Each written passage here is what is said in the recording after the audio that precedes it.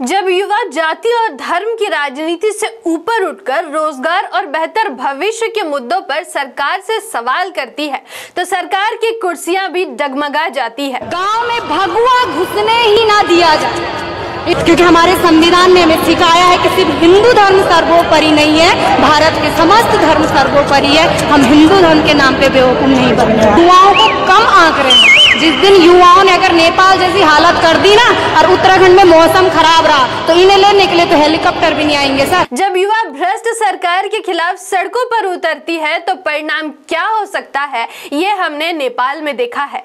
भारत के भी युवा इन सरकारों की कान ऐंठकर उन्हें उनकी जिम्मेदारी याद दिलाने की कसम खा रखी है। हाल ही में उत्तराखंड के उत्तरकाशी में उत्तराखंड अधीनस्थ सेवा चयन आयोग द्वारा आयोजित स्नातक स्तरीय परीक्षा के पेपर लीक मामले में युवाओं ने विरोध प्रदर्शन किया। बेरोजगार युवाओं ने एक आवाज में कहा कि जब तक हमारी मांग पर कार्रवाई नहीं होगी तब तक हम अड़े रहेंगे। क्या है पूरा मामला, आइए जानते हैं। मैं आकृति और आप देख रहे हैं MNT न्यूज नेटवर्क। घर उजड़े सपना बचा था, वो भी पेपर लीक ने छीन लिया। आपदा झेलकर भी परीक्षा दी, बाहर निकले तो पता चला पेपर पहले ही बिक चुका था। मामला उत्तराखंड पेपर लीक का है। UKSSC यानी उत्तराखंड अधीनस्थ सेवा चयन आयोग की भर्ती परीक्षा के दौरान नकल और पेपर लीक जैसे मामलों में अंकुश नहीं लग रहा है।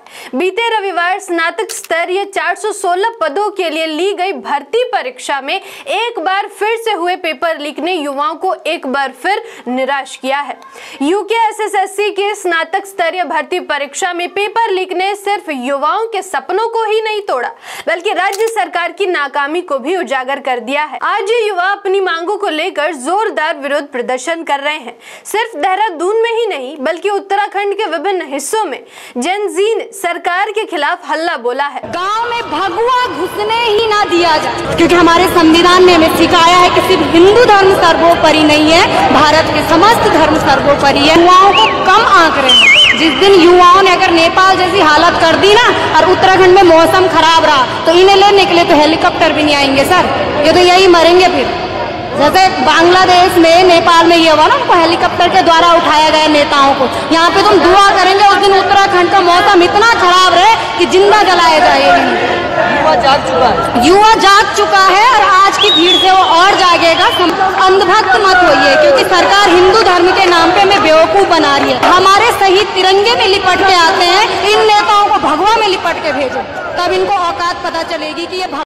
प्रदर्शनकारियों ने न सिर्फ दिन भर नारेबाजी की बल्कि रात भर सड़क किनारे टेंट लगाकर अपनी मांगों की आग को कायम रखा।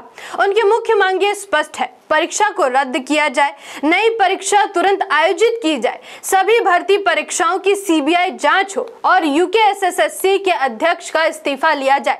इसको बेसिकली पेपर लीक नहीं कह सकते आप, पेपर लीक करना दूसरी बात हो गई। ये बेसिकली किसी सेंटर से 3 पन्ने बाहर निकले हैं जो क्वेश्चन पेपर का, तो उसमें ये। इस पूरे मामले में UKSSC चेयरमैन GS मतौलिया ने कहा कि इसको बेसिकली पेपर लीक नहीं बोल सकते, ये बेसिकली किसी सेंटर से 3 पन्ने बाहर निकले हैं। मतौलिया साहब, पेपर लीक का दर्द उस बेरोजगार युवा से जाकर पूछिए जो कई तरह की समस्याओं के बाद भी घर से बाहर रहकर परीक्षा की तैयारी करता है और जब एग्जाम देकर निकलता है तो पता चलता है कि पेपर ही लीक हो गया।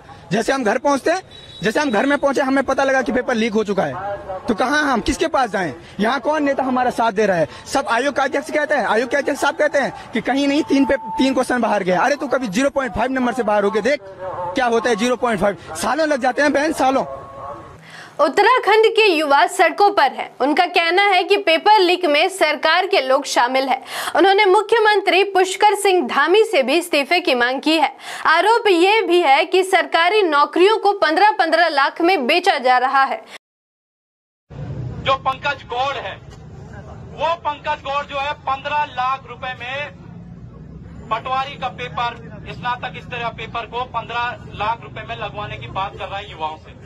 सड़कों पर जमा ये युवा सिर्फ अपना हक मांग रहे हैं, लेकिन सत्ता पक्ष की उदासीनता और जिम्मेदारों की चुप्पी इस आंदोलन को और तेज कर रही है। क्या सरकार उन्हें सिर्फ एक संख्या के तौर पर देखती है या उनके सपनों और भविष्य की कद्र भी करती है?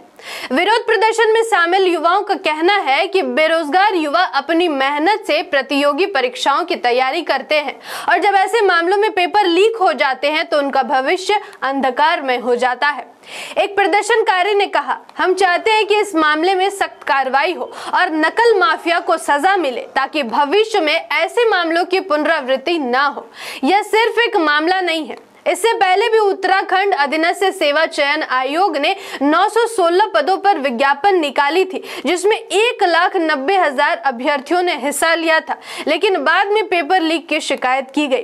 उस समय भी कई प्रतियोगी छात्रों ने मुख्यमंत्री पुष्कर सिंह धामी से मुलाकात कर परीक्षा में अनियमितताओं की जांच की मांग की थी, लेकिन पेपर लीक मामले में आज तक कोई सुधार नहीं हुआ है। अब सवाल यह है कि इन मामलों के लिए जिम्मेदार कौन है? यूकेएसएससी जो भर्ती प्रक्रिया का संचालन करता है, या वह सरकार जो अपनी नाकामी छिपाने के लिए हर बार बहाने का सहारा लेती है?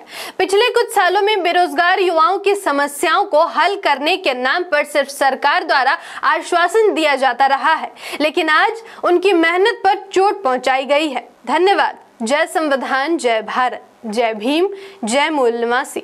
MNT न्यूज नेटवर्क को सब्सक्राइब करें, लाइक और फॉलो करना ना भूलें।